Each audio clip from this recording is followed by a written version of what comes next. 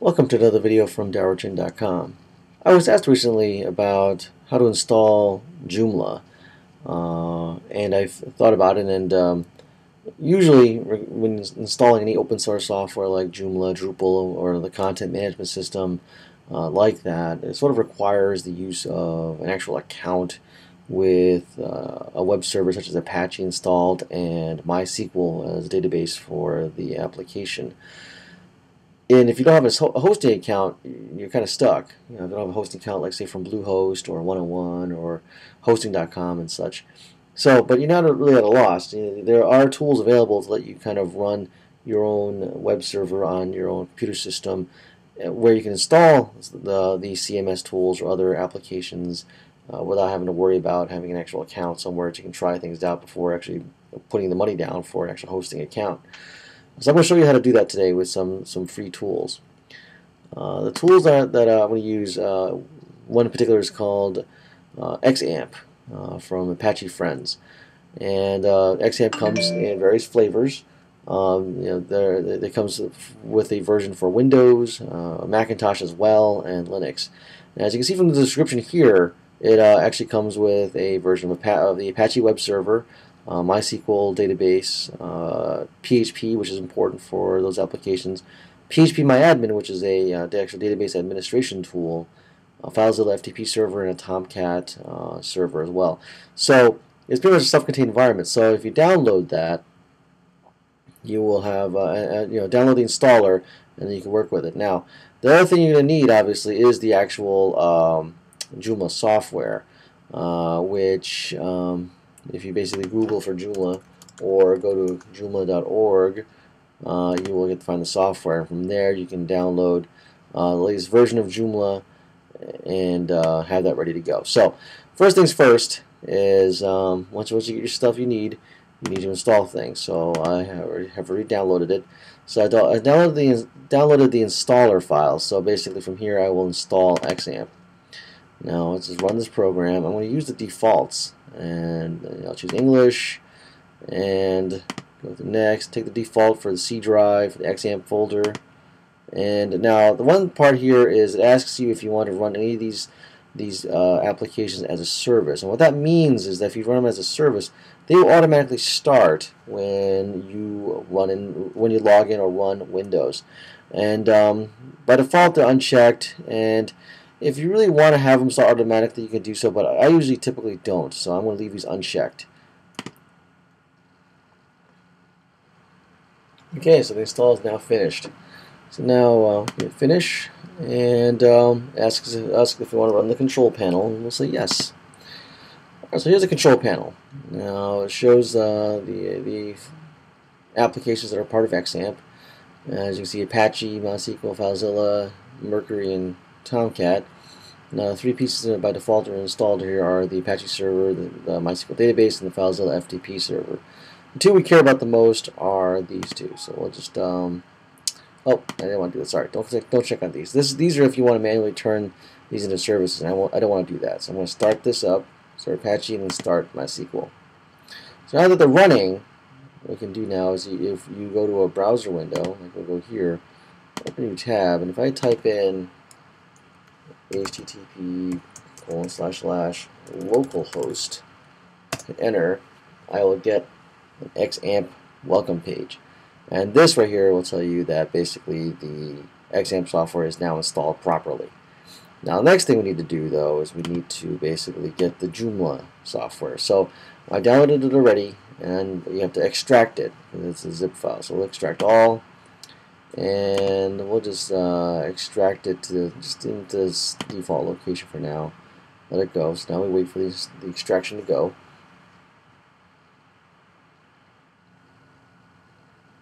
Okay, so now we've finished extracting the file. So I'll uncheck that and finish it off. Now, so here's our folder. I'm just going to rename this to just Joomla, just for simplicity purposes.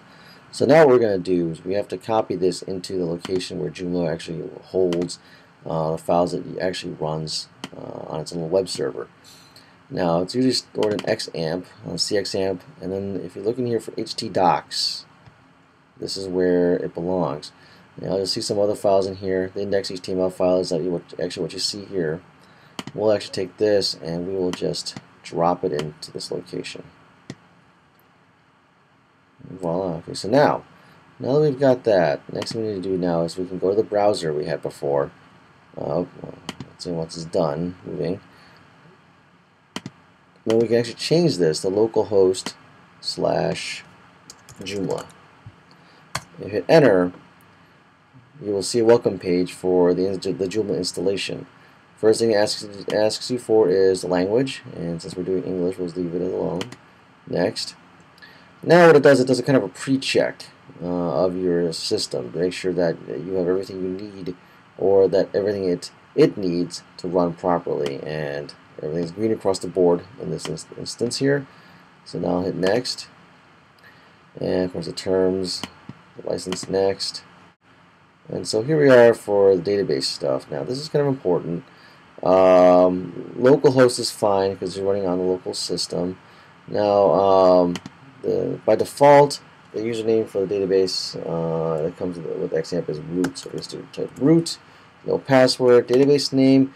Now this is going to be kind of important because if you, because XAMPP obviously can run more than just one CMS system like Joomla or one program. You can actually have all the software, like say if you want to try out Drupal or WordPress or something and have them installed. Now the thing is, they all have to have a database.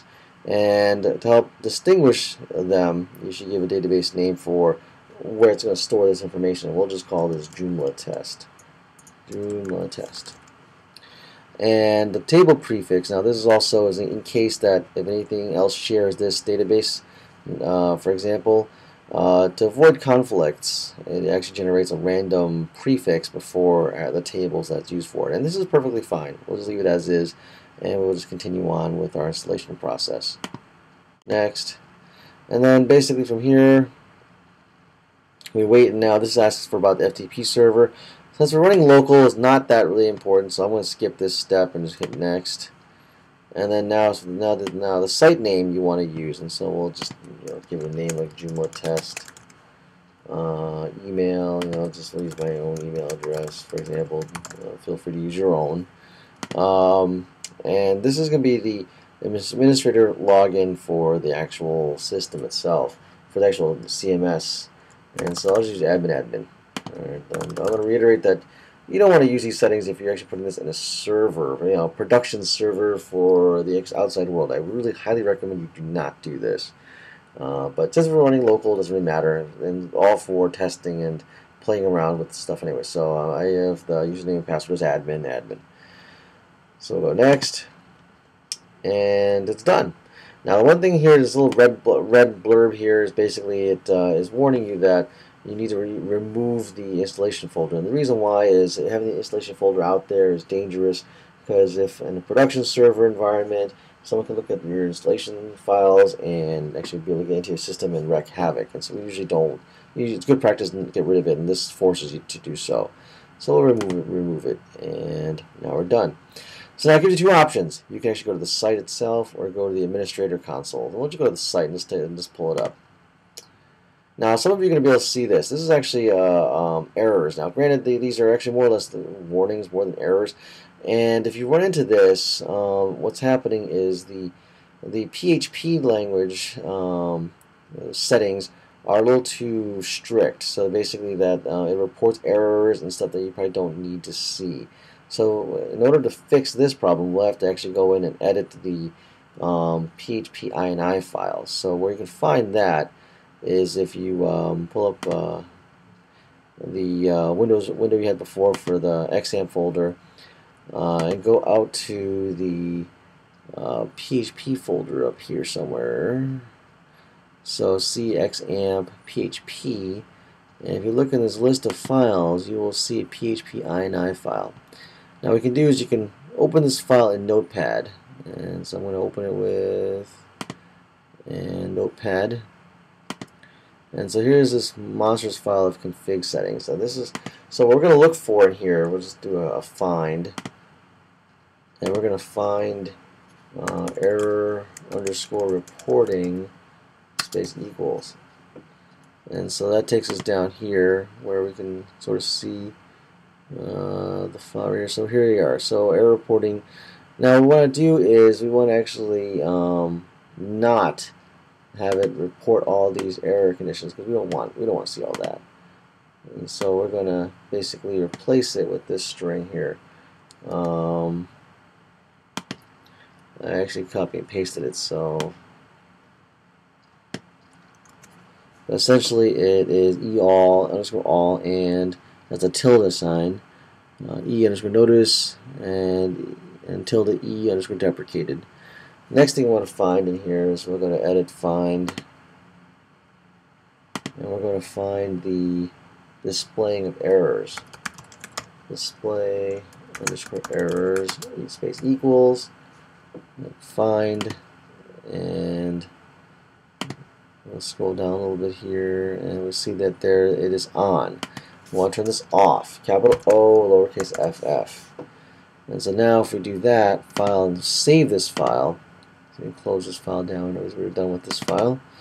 What you're going to do in order to make these settings changes to take place, you need to restart the Apache server. So if you go here back to the control panel, stop it, and then start it up again, it'll take in those new configuration settings. So now, if you reload, you get a empty CMS file, content management system. So it's installed here now.